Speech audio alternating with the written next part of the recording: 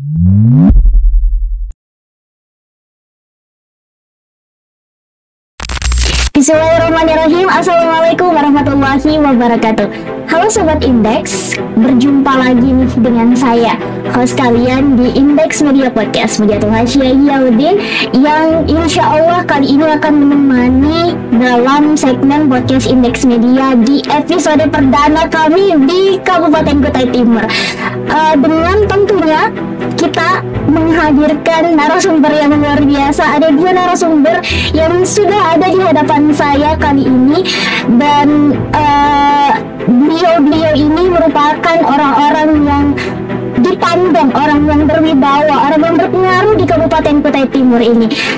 Kita sapa bersama bintang tamu kita. Yang pertama ada Bapak Kapolres Kabupaten Kutai Timur, Bapak AKBP Fauzan Arianto. Halo Sobat Indeks. Iya. Halo semuanya. Assalamualaikum Pak. Waalaikumsalam warahmatullahi wabarakatuh.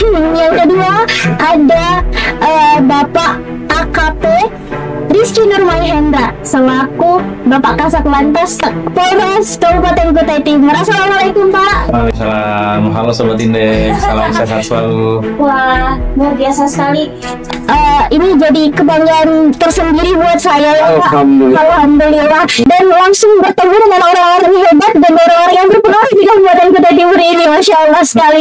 Jadi kita ngobrol-ngobrol, bincang-bincang santai nih Pak tentang Kabupaten Kutai Timur ini. Siap. Dan di sini kita bersama dengan Bapak Kapolres dan juga Bapak Kasat Lantas Kabupaten Kutai Timur. Mungkin kita sebelum berbincang tentang program-program apa saja nih yang dijalankan di masa kepemimpinan kedua Bapak yang ada di hadapan saya ini, mungkin saya mau mungkin sobat-sobat Indeks yang ada di rumah boleh diperkenalkan sedikit mungkin Pak, profilnya Bapak, asal dari mana, atau dan juga jenjang karirnya nih Pak. Maksudnya kenapa sih Bapak memilih untuk menjadi abdi negara gitu loh Pak. Kita mulai dari Bapak Kapolres. Silahkan Pak. Baik, terima kasih Mbak. Salam sehat juga untuk seluruh sahabat Indeks. Kami juga sangat merasa senang dan bahagia hari ini saya berdua sama Pak Kasat Lantas. Ini merupakan suatu kehormatan bagi kami bisa hadir langsung di podcastnya Indeks. Kami berterima kasih banyak. Semoga kegiatan seperti ini juga bisa terus kita lakukan. Amin. Saya saling memberi informasi kepada seluruh masyarakat di Kutai Timur. Pertama, ada pepatah mengatakan kenal kata saya. Kenal kata saya. Jadi kami izin memperkenalkan diri. Nama kami Ajun Komisaris Besar Polisi Fauzan Arianto, SHSI KMH. Alhamdulillah. Kami juga kebetulan putra asli Kalimantan, cuman kami dari Kalimantan Selatan, Mbak. Iya. Kami lahir di suatu kabupaten di Banjarmasin dan besar di sana di Baritokuala. Kebetulan orang tua kami Dayak Bakumpai, ibu kami Banjar, Mbak. Jadi kami juga mengenyam pendidikan mulai dari SD, SMP, SMA itu di Kalimantan Selatan. Dan alhamdulillah kami berkesempatan untuk mengikuti pendidikan Akademi Kepolisian. Alhamdulillah kami lulus di tahun 2005. Kemudian kami alhamdulillah karena dulu waktu itu ada program namanya Local Job for Local Boy. Iya. Kami dapat arahan dari Bapak Kapolri untuk ditempatkan di Polda Kalimantan Selatan. Kemudian setelah beberapa lama kami berdinas mengalami atau meneruskan kegiatan kami sebagai perwira pertama kami habiskan di Kalimantan Selatan. Kami mengikuti pendidikan PTIK, kemudian setelah PTIK di Jakarta, kami ditempatkan di Semarang. Kebetulan kami ditunjuk menjadi pengasuh Akademi Kepolisian di Semarang dari 2013 sampai 2015. Kemudian setelah menjadi pengasuh, Mbak, alhamdulillah kami diberikan kesempatan lagi untuk berdinas di Polda Kalimantan Selatan. Jadi kami menghabiskan masa AKP kami hingga pamen pangkat komisaris polisi di Kalimantan Selatan. Kemudian juga alhamdulillah kami diberikan keberkahan oleh Allah Subhanahu wa taala bisa meneruskan jenjang pendidikan karir lebih tinggi untuk mengikuti sekolah Sespimen di tahun 2022 di Lembang, Bandung. Kemudian setelah itu kami ditempatkan kembali di Divisi Humas Mabes Polri. Makanya kami senang sekali ini bisa hadir di sini di podcast ini, karena kebetulan mitra strategis Polri itu adalah rekan-rekan media. Iya. Kita butuh sekali rekan-rekan media ini untuk menyampaikan potret-potret kinerja kami kepada masyarakat, termasuk juga hal-hal apa saja yang menarik tentang Polri, baik terkait dengan kegiatan bakti sosial, bakti kesehatan, bakti religi maupun prestasi-prestasi kepolisian yang sudah pernah diraih oleh anggota kita. Kemudian setelah itu, alhamdulillah hari ini saya bisa duduk di sini untuk mengikuti podcast. Nah, ini nanti sama-sama kita bisa sharing informasi kegiatan kami di Polres Kutai Timur. Mungkin itu dulu Mbak ya, awal perkenalan dari kami. Silakan Mbak Iji. Iya, terima kasih banyak Pak. Jadi jenjang karirnya ini luar biasa. Jadi dari memang putra asli Kalimantan. Iya, Masya Allah. Dan akhirnya bisa berjenjang melebarkan karir kembali di Kalimantan. Masya Allah. Semoga bisa amanah dan juga menjadi pelayan masyarakat yang penuh dengan kasih sayang dan juga memberikan yang terbaik untuk masyarakat Kabupaten Kutai Timur ya Pak. Terima kasih. Doanya amin, amin, amin, amin. Iya. Selanjutnya mungkin dari Bapak Kasat Lantas Kabupaten Kutai Timur, silakan. Terima kasih. Sebelumnya, Assalamualaikum warahmatullahi wabarakatuh. Izin memperkenalkan diri. Nama kami Reski Nurharis Mahendra. Kami baru menjabat sebagai Kasat Lantas kurang lebih sama seperti Bapak Kapolres. Baru 3 sampai 4 mingguan. Sebelumnya kami bertugas di Jakarta. Kami pendidikan akademi kepolisian tahun 2016, lulus. Setelah mengenyam pendidikan di Apol, kami ditugaskan di Polda Metro Jaya di Jakarta dari tahun 2016 sampai tahun 2023. Berarti kurang lebih 7 tahun, 8 tahun. Kurang lebih hampir 8 tahun. Kami bertugas di Jakarta. Lalu setelah dari Polda Metro, kami melanjutkan pendidikan PTIK. Melanjutkan pendidikan PTIK selama 1 tahun, tahun 2024 di bulan Juli, kami mendapatkan amanah dari Bapak Kapolri untuk melaksanakan tugas berikutnya di Kalimantan Timur. Jadi dari tahun 2024 kami bertugas di Balikpapan.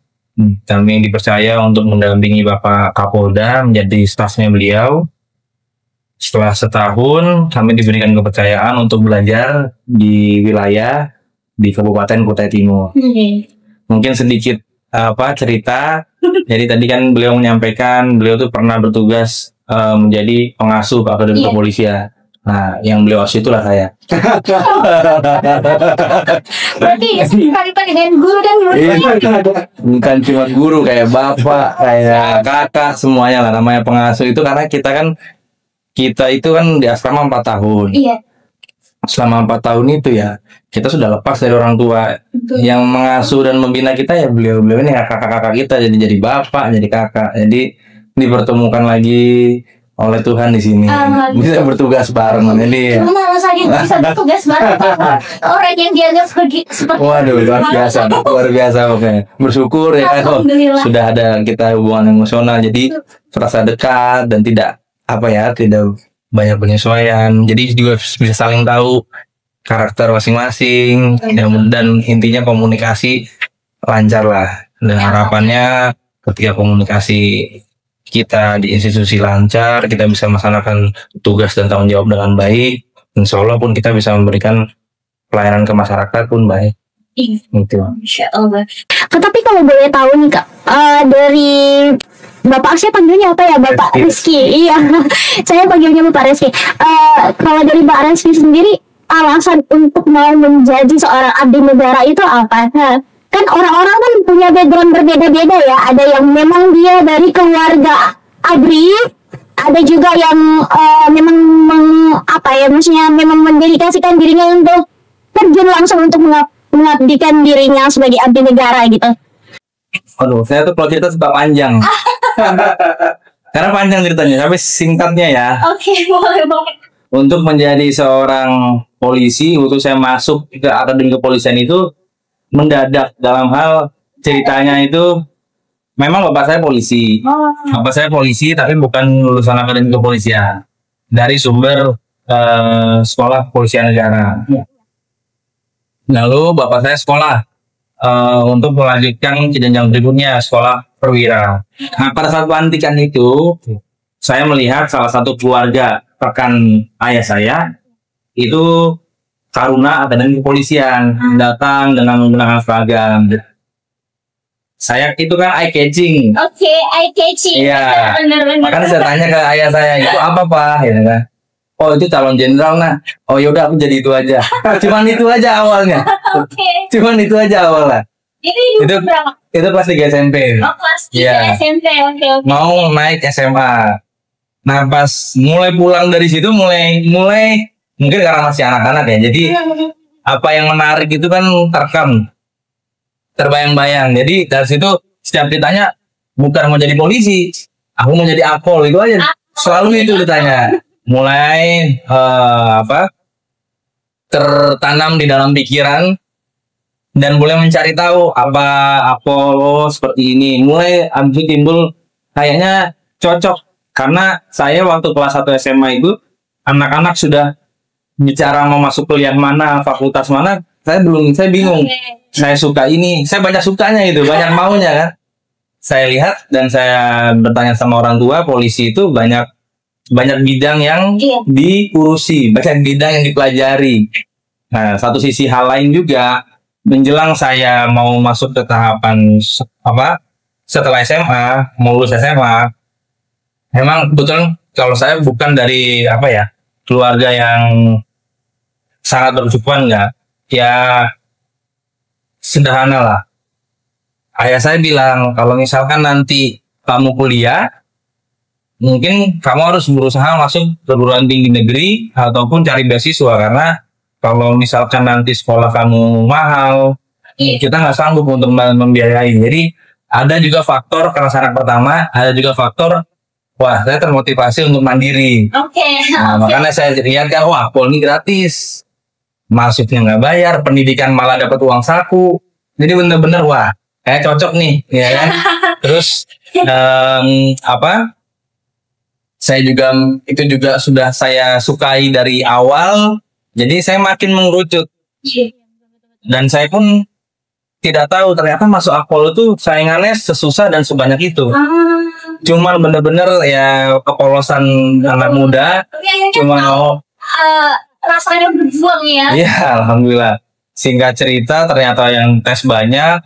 Kalau bahasa zaman saya dulu itu nothing tulus lah. Nothing tulus. Pokoknya gas terus, nothing tulus. Karena pas masuk di medan perangnya baru kaget saya. Wah ternyata sesulit ini ya. Pantesan orang tua saya pun nggak percaya saya itu bakal bisa masuk dengan saingan yang banyak seperti itu. Singkat cerita, ya udah bulatkan tekad. Intinya saya itu mau mandiri. Saya itu juga suka dengan saya lihat pekerjaan kepolisian yang banyak sentuhan dengan berbagai bidang. Sentuhan dengan masyarakat, saya suka gitu kan. Ya sudah, saya niatkan untuk bisa jadi seorang polisi, jadi abdi negara dengan tujuan saya pengen mandiri. Dan ayah saya juga bilang, kalaupun nanti kamu misalkan jadi polisi, kamu udah penghasilan sendiri, kamu bisa kuliah sendiri. Terserah kamu mau milih apa gitu kan. Wah ini bagus ya, maksudnya kita bisa dituntut jadi mandiri. Ya itulah saya ambil langkah keseriusan. Alhamdulillah, tes akpol kesempatan pertama. Alhamdulillah langsung lulus. Alhamdulillah. Berawal dari melihat sesuatu catching tiba-tiba muncul motivasi harus kayak gitu. Masya Allah, dan akhirnya bisa tercapai sekarang. Bisa menjalankan amanah dengan yang baik ya kayak tuh. Wah, luar biasa sekali. Kalau boleh tahu nih Pak, kita melangkah untuk pembahasan program-program kerja dari Polres Kabupaten Kutai Timur ini. Kalau dari Bapak sendiri, program-program apa aja nih Pak yang sudah berjalan selama masa kepemimpinan Bapak? Saat ini juga kami sedang mengelola perintah langsung dari Bapak Presiden Republik Indonesia, Bapak Presiden Prabowo Subianto, melalui program strategis beliau, Mbak. Ada beberapa program beliau yang sangat penting dan harus segera kita laksanakan terkait dengan program ketahanan pangan. kami Polri dibebankan untuk mengelola ketahanan pangan tentang penanaman jagung, Mbak. Jadi alhamdulillah juga bisa kami laporkan juga di dalam podcast ini. Kami selama berada di sini sudah melakukan mengumpulkan beberapa data, Mbak, terkait dengan penanaman jagung yang sudah kita lakukan di Polres Kutai Timur. Ini alhamdulillah kita untuk monokultur kelompok tani di Kabupaten Kutai Timur dapat kami laporkan sudah ada sekitar 29,57 hektar, Mbak, yang sudah kita tanam jagung. Jadi panen yang terakhir kemarin di Juli tahun 2025 itu Polres Kutai Timur sudah memperoleh capaian data 34,066 ton, Mbak. Termasuk juga karena di wilayah Kutai Timur ini banyak perusahaan perkebunan, alhamdulillah kami juga bersinergi dan kolaborasi dengan perusahaan perkebunan. Kami melakukan penanaman jagung dengan tumpang sari mitra perusahaan, Mbak. Ini alhamdulillah juga yang sudah berhasil kita tanami, Mbak, itu sekitar 135,50 hektar. Kemudian estimasi hasil panennya sekitar 899,298 ton, Mbak. Jadi mudah-mudahan nanti targetnya tercapai. Termasuk juga kami memiliki program oleh Perintah Kapolda Kalimantan Timur. Kita menanami jagung di lahan eks tambang, Mbak. Nah, terakhir kami kemarin menanam di perusahaan PT KPC, Mbak, tambang eks KPC itu sekitar 10 hektar, Mbak, yang sudah kita tanam. Tentunya juga swasembada jagung ini ya juga mohon dukungan dari seluruh elemen masyarakat dan komponen-komponen bangsa yang ada di Kutai Timur. Kami mohon dukungannya dalam waktu dekat. Insyaallah nanti kami juga akan berkolaborasi dengan pondok pesantren yang ada di Kutai Timur yang memiliki lahan. Kemudian juga hari ini kebetulan tadi kita baru selesai melaksanakan gerakan pangan murah. Jadi kita alhamdulillah langsung dibimbing oleh Bapak Kapolri, tadi memimpin langsung beliau mendistribusikan beberapa bapok tim, Mbak, bahan penting untuk yang sudah disalurkan pada hari ini ada sekitar 8 ton. Kita melaksanakan di 11 titik, karena kita saat ini ada di Polres Kutai Timur, dan 10 titiknya adalah di Polres Kutai. Jadi barang-barang yang sudah kita distribusikan bahkan jumlah ini berupa 1.600 sak beras SPHP, kemudian juga 1.600 kemasan minyak goreng dalam maksud liter, kemudian juga 1.600 lontan gula. Nah, hal ini juga merupakan salah satu bentuk kepedulian Polres Kutai Timur terhadap masyarakat. Kami hadir dengan masyarakat sehingga semua season semua harga ini terjangkau oleh masyarakat serta dan terjadinya inflasi. Insya Allah ini setiap minggu, setiap hari juga akan terus kita laksanakan. Karena kita juga pengen memastikan, Mbak, semua warga masyarakat ini terpenuhi kebutuhan pokoknya, Mbak. Kemudian juga di dalam kesempatan podcast ini, Mbak, nah ini banyak nih programnya ya. Nanti kalau masalah pergerakan lalu lintas mungkin bisa ditanyakan sama ya. Ini saya sampaikan kemarin kita juga melaksanakan kegiatan operasi antik, Mbak, terkait penanggulangan bahaya narkoba. Saya rasa ini sangat penting sekali untuk kita sampaikan biar seluruh generasi muda kita dan seluruh lapisan masyarakat di Kutai Timur itu mengetahui bahwa narkoba ini sangat berbahaya karena bisa merusak seluruh sendi-sendi kehidupan. Narkoba juga tidak mengenal usia, ya, mungkin dari usia muda, usia menengah, dan usia tua, ini sangat berbahaya. Dapat kami laporkan juga di dalam kesempatan podcast ini, kami kemarin melaksanakan operasi antik Mahakam. Kami laksanakan selama 21 hari. Alhamdulillah kami mengungkap 25 kasus dengan 29 tersangka, Mbak. Dan menyita juga 178,15 gram sabu dan 1022 butir obat pil yang kami berhasil sita. Dan juga alhamdulillah dari keseluruhan barang bukti yang kita amankan, kita Polres Kutai Timur berhasil menyelamatkan sejumlah 4.848 jiwa, Mbak.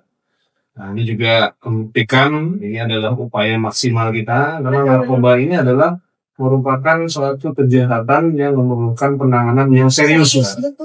Artinya kami berharap juga seluruh tokoh agama, tokoh masyarakat, tokoh pemuda, tokoh adat ini mari kita sama-sama menjaga generasi kita, jangan sampai terlibat dengan tindak pidana narkoba.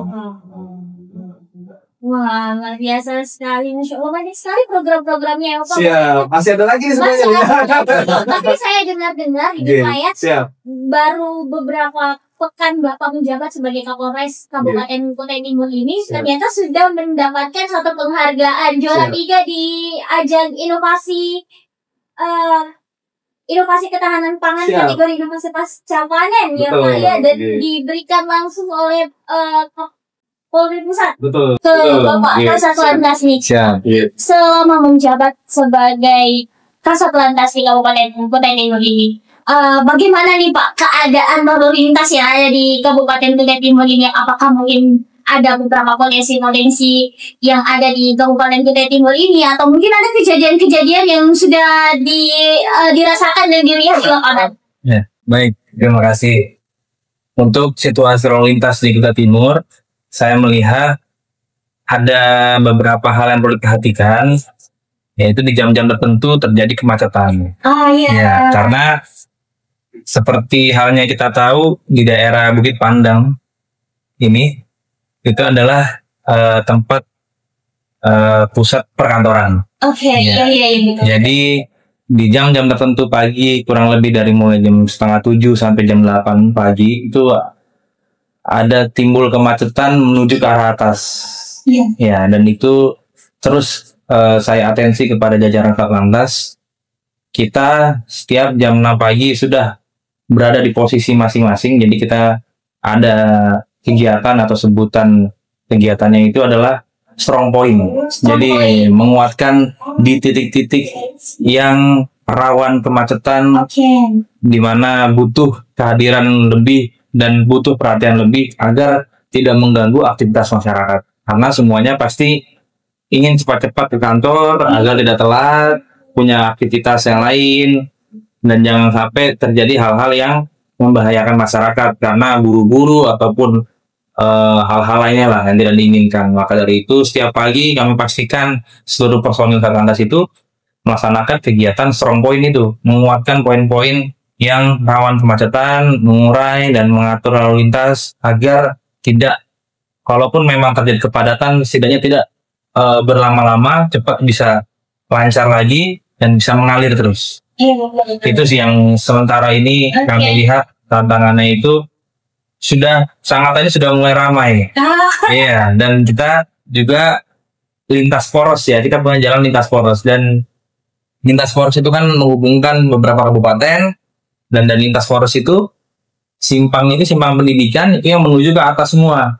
Nah, itu yang menjadi titik-titik tertentu yang kita perhatikan untuk kondisi lalu lintas. Dan juga ada beberapa juga titik-titik traffic light dan nanti yang bisa kita terus pelajari. Kita ada forum lalu lintas angkutan jalan di sini. Forum lalu lintas angkutan jalan. Jadi untuk mengatasi lalu lintas di Kutai Timur dan juga dimanapun berada di Indonesia ataupun bahkan di dunia ini, tidak hanya lah polisi saja. Betul ya. Jadi di situ ada rekan-rekan Disu dan juga instansi terkait lainnya yang harus bersinergi. Ya, tadi kaitannya terhadap rambu-rambu lalu lintas, contohnya, dan juga apil, yaitu salah satunya traffic light itu. Ketika traffic light itu bermasalah, itu akan menjadi kendala dan membahayakan. Makanya kita memastikan, mengecek traffic light yang ada itu berfungsi dengan baik, bagaimana mestinya, dan juga terus dievaluasi. Jangan traffic light itu menjadi justru membuat hambatan atau kepadatan, karena mungkin posisinya yang sudah tidak relevan lagi. Jadi semua elemen harus terlibat. Terutama bagi masyarakat Kabupaten Kutai Timur juga agar bisa mematuhi peraturan-peraturan rambu lalu lintas ya. Betul sekali. Kalau kata orang Jawa mah alun-alun asal kelakon gitu. Selain asal selamat ya. Selamat.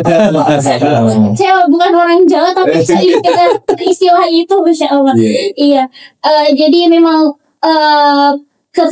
program kerja dan juga sinergitas antara Bapak Kapolres ini dan juga Bapak Kasatlantas Polres Kabupaten Kutai Timur ini sudah sangat luar biasa, dan kami sangat menanti ke depannya program-program kerja yang nantinya bisa betul-betul dirasakan sama seluruh rakyat, seluruh masyarakat Kabupaten Kutai Timur. Oke, ini sedikit tambahan sedikit terkait program. Iya.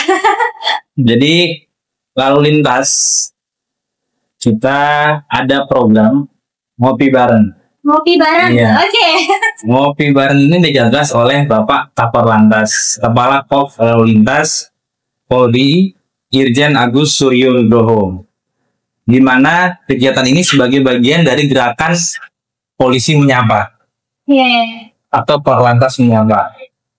Menarik ini Mbak, di mana kegiatan ngopi bareng ini adalah bagian dari implementasi di lapangan dari program Bapak Kapolri Presisi. Jadi kalau kita pahami bersama, jadi kalau untuk kegiatan ngopi bareng, program ngopi bareng ini, presisi itu kan Mbak, prediktif, responsibilitas, dan transparansi berkeadilan. Oke. Nah, dari ngopi bareng ini, kita bisa melihat bahwa prediktifnya itu adalah Polri itu proaktif memahami situasi dan kendala-kendala ataupun potensi yang mungkin akan timbul nantinya. Oke. Dengan ngopi bareng itu kita kan duduk bareng, Betul. ngobrol curhat lah. Betul. Ya, jadi sifatnya nggak kaku, sifatnya santai, informal. Di situ kita menerima masukan langsung dari masyarakat. Nah, itulah bentuk dari prediktifnya Bapak Kapolri yang dimana diimplementasikan langsung oleh Bapak Kapollantas dan menyampaikan ke jajaran semua lalu lintas di wilayah Indonesia untuk melaksanakan ngopi bareng itu. Wah. Itu dari prediktifnya. Lalu dari responsibilitasnya, polisi itu hadir bukan hanya untuk menindak, tapi adalah juga untuk membimbing, memberi solusi, lalu sistem ya gitu, dan juga harapannya bisa menindaklanjuti keluhan-keluhan masyarakat. Merespon itu kan kita mendengar dengan baik dan berpikir dengan jernih dan melakukan dengan tepat. Waduh. Tinggi sekali Bapak. Itu responsibilitas. Lalu transparansi berkeadilan. Terkait ngopi bareng ini Mbak, itu adalah semua orang punya hak untuk bicara. Itulah bagian dari transparansi berkeadilan. Di ngopi bareng ini semua orang punya hak untuk bicara, polisi bisa menjelaskan terkait aturan, dan masyarakat itu bisa menjelaskan secara terbuka apa yang dalam mereka. Kadang aturan itu belum tentu juga menjawab masalah masyarakat. Dan itu yang bisa saling mendengar. Jadi memang ini sangat bersinergi dan berkaitan antara program Presisi Bapak Kapolri dan program di lapangan ngopi bareng dari Bapak Korlantas dan dilaksanakan oleh semuanya. Alhamdulillah di Polres Kutai Timur sudah terlaksana Mbak, ngopi bareng dengan komunitas R2, komunitas R4, komunitas jasa angkutan. Iya. Itu kita mensosialisasikan terkait keselamatan berlalu lintas, terkait sekarang itu overdimension dan overloading. Kita mensosialisasikan terkait itu, di mana rencananya itu ke depan akan ada aturan nih yang mengatur terkait overdimension dan overloading. Jadi kaitannya arahnya pada sosialisasi keselamatan berlalu lintas untuk ngopi bareng itu.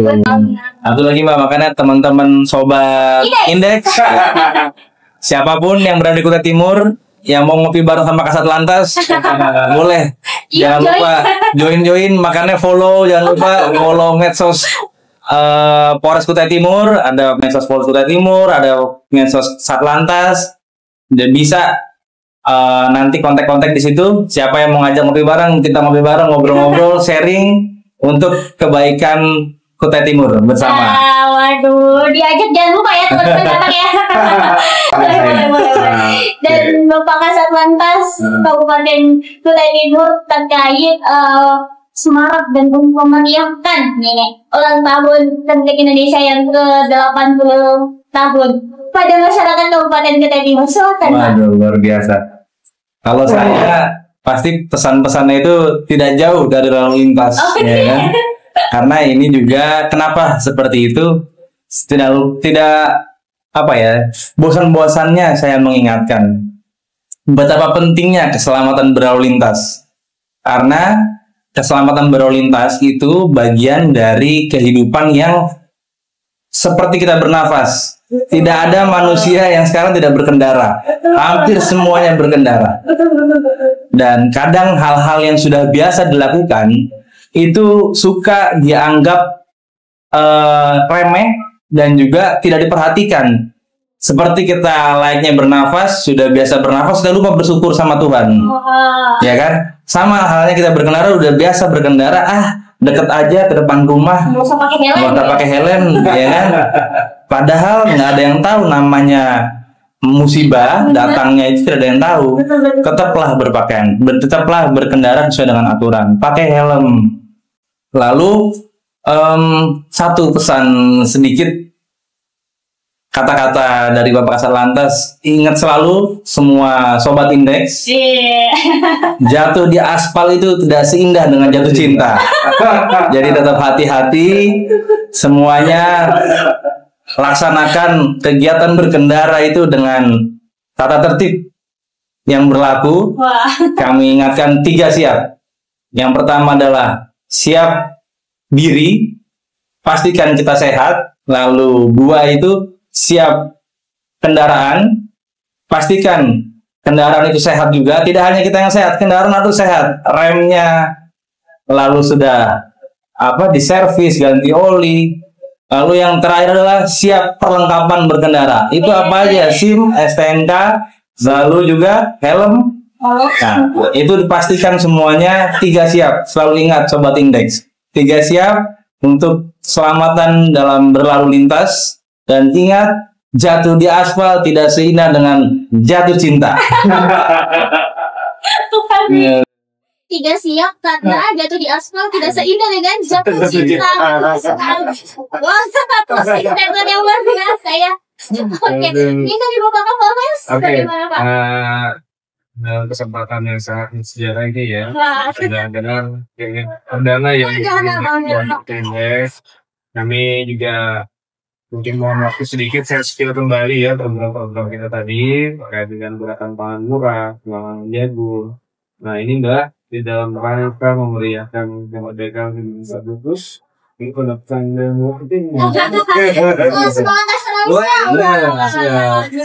alhamdulillah kita juga kemarin juga sama seluruh jajaran hari tadi pun kita membagikan bendera merah.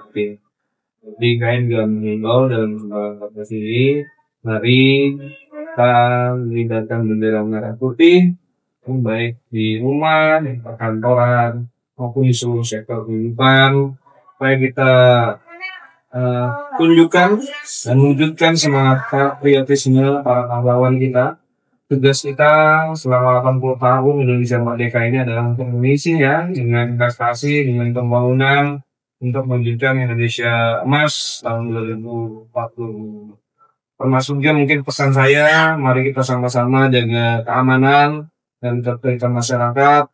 Termasuk juga Mbak, kemarin kita sama Pak Bupati dan Pak Kopimda kemarin melaksanakan kegiatan apel gelar pasukan dalam pencegahan ataupun penanganan kebakaran hutan dan lahan. Jadi di dalam momen podcast ini saya juga mengimbau pada seluruh masyarakat Kabupaten Kutai Timur, mari kita jaga kelestarian alam, kita cintai lingkungan kita yang indah ini. Kemudian juga saya himbau bagi masyarakat yang ingin membuka lahan, mohon juga jangan dibakar, karena tentunya asapnya dapat mengganggu pernapasan ataupun mengganggu sekitar polusi udara. Kemudian juga yang terakhir Mbak, kami dari segenap staf dan jajaran Polres Kutai Timur tentunya memohon maaf apabila mungkin dalam podcast ini ada kesalahan dalam penyampaian kami. Termasuk juga kami mohon doa dan dukungannya kepada seluruh masyarakat Kutai Timur. Mari kita sama-sama bersinergi, berkolaborasi untuk memberikan Kutai Timur yang aman, nyaman, tertib, sehingga kita dapat mendukung perekonomian yang inklusif dan berkelanjutan di wilayah Kutai Timur. supaya nanti kita bisa mewujudkan Indonesia Emas di tahun 2040 ini. Merdeka! Merdeka. Luar biasa sekali. Terima kasih banyak Pak atas waktu dan kesempatannya. Sehat-sehat selalu. Semoga nanti kita bisa datang dan berbincang lebih baik lagi ke depannya ya.